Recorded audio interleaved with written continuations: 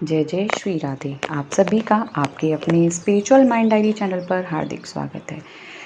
आप सभी पर मेरी राधा रानी जी की कृपा, मेरी युगल किशोरी जी की कृपा हमेशा बनी रहे। तो दोस्तों, आज हम आपके सामने लेकर आए इस वीडियो में पुत्रदा एकादशी की संपूर्ण जानकारी।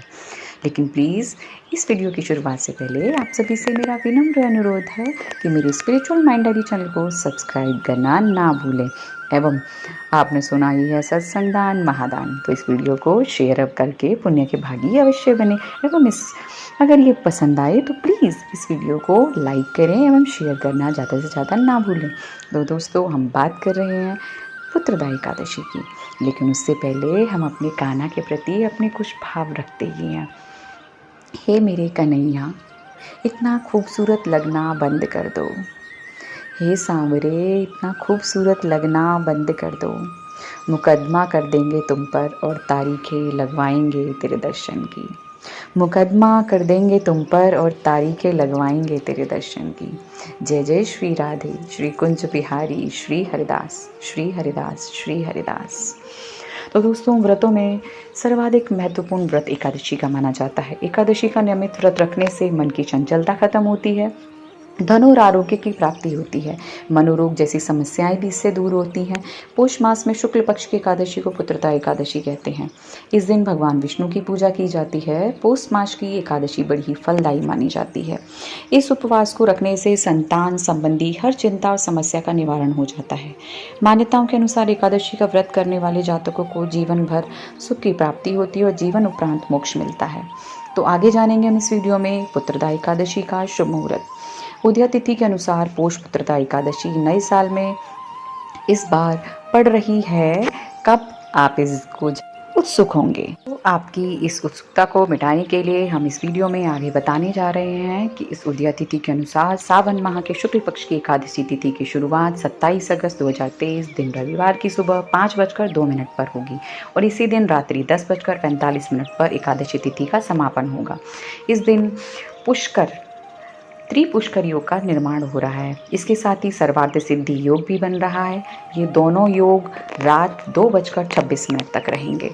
सावन पुत्रदा एकादशी व्रत का पारण समय रहेगा 28 अगस्त 2023 को सुबह 5:57 से सुबह 8:31 तक किया जाएगा।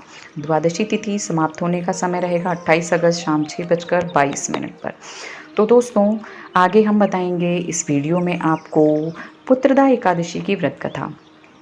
धर्मराज युधिष्ठिर कहते हैं कि हे भगवान, आपने पौष कृष्ण एकादशी अर्थात सफला एकादशी का महात्म्य बताकर बड़ी कृपा की।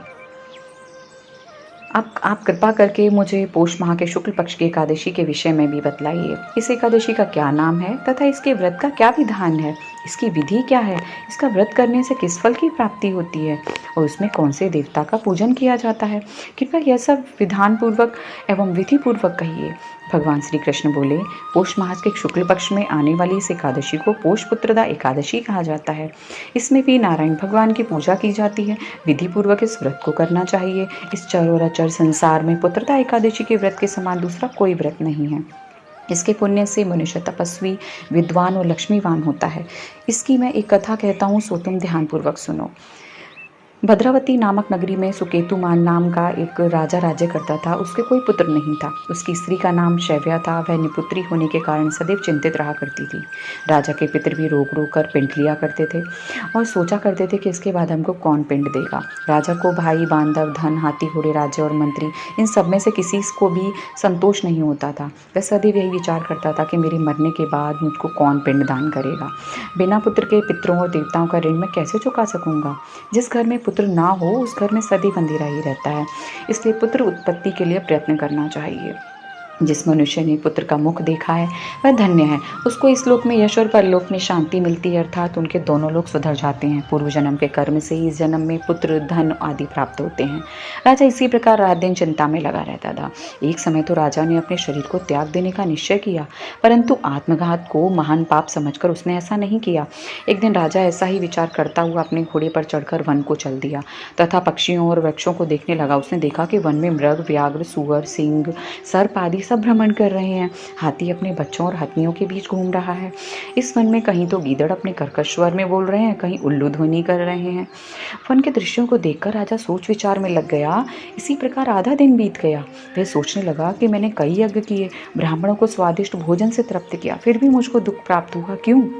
राजा प्यास के मारे अत्यंत दुखी हो गया और पानी की तलाश में इधर उधर फिरने लगा। थोड़ी दूरी पर राजा ने एक सरोवर देखा। उस सरोवर में कमल खिले थे तथा सारस, मगरमच्छ आदि विहार कर रहे थे। उस सरोवर के चारों तरफ मुनियों के आश्रम बने हुए थे। उसी समय राजा के दाहिने अंग फड़कने लगे। राजा शुभ शकुन समझकर घोड़े से उतरकर मुनियों को दंडवत प्रणाम करके बैठ गए। राजा को देखकर मुनियों ने कहा, हे राजन, हम तुमसे अत्यंत प्रसन्न हैं, तुम्हारी क्या इच्छा है सो कहो। राजा ने पूछा, महाराज आप कौन हैं और किस लिए यहाँ आए हैं, कृपा करके बताइए। मुनि कहने लगे कि हे राजन, आज संतान देने वाली पुत्रदा एकादशी है, हम लोग विश्व देव हैं और इस सरोवर में स्नान करने के लिए आए हैं। यह सुनकर राजा कहने लगा कि महाराज, मेरे भी कोई संतान नहीं है, यदि आप मुझ पर प्रसन्न हैं तो एक पुत्र का वरदान दीजिए। मुनि बोले, हे राजन, आज पुत्रदा एकादशी है, आप अवश्य ही इसका व्रत करें, भगवान की कृपा से अवश्य ही आपके घर में पुत्र होगा। मुनि के वचनों को सुनकर राजा ने उसी दिन एकादशी का व्रत किया और द्वादशी को उसका पारण किया। इसके पश्चात मुनियों को प्रणाम करके महल में वापस आ गया। कुछ समय बीतने के बाद रानी ने गर्भ धारण किया और 9 महीने के पश्चात उनके यहाँ एक पुत्र रत्न की प्राप्ति हुई। वह राजकुमार अत्यंत शूरवीर, यशस्वी और प्रजापालक हुआ। श्री कृष्ण बोले, हे राजन, पुत्र की प्राप्ति के लिए पुत्रदा एकादशी का व्रत अवश्य करना चाहिए।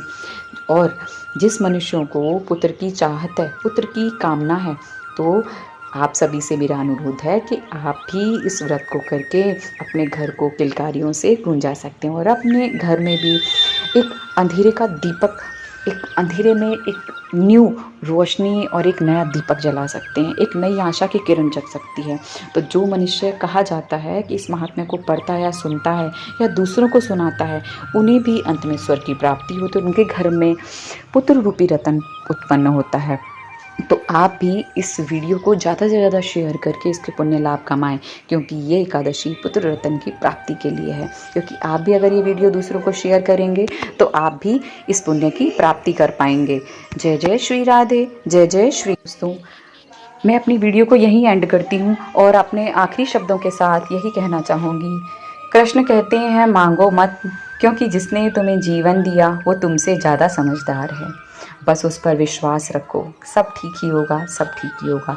इसलिए तो कृष्ण से कभी ये ना कहना हमें ये दे दो और ये दे दो, वो हमसे ज़्यादा हमारे दिल की सुनते हैं और समझते हैं। इसलिए उन पर विश्वास रखकर इस व्रत को रखना और उनसे प्रार्थना करना कि कान्हा हमारे घर में आपके जैसे पुत्र की ही किलकारियाँ गूंजे। तो इसी के साथ मैं अपनी वाणी को विराम देना चाहूँ और भगवान से यही प्रार्थना करूँगी उस कन्हैया से कि आपके घर में भी पुत्र रत्न की किलकारियाँ गूंजे और आपका घर भी खुशियों से, सुख समृद्धि से भर जाए। इसी के साथ जय जय श्री राधे, जय जय श्री कृष्ण।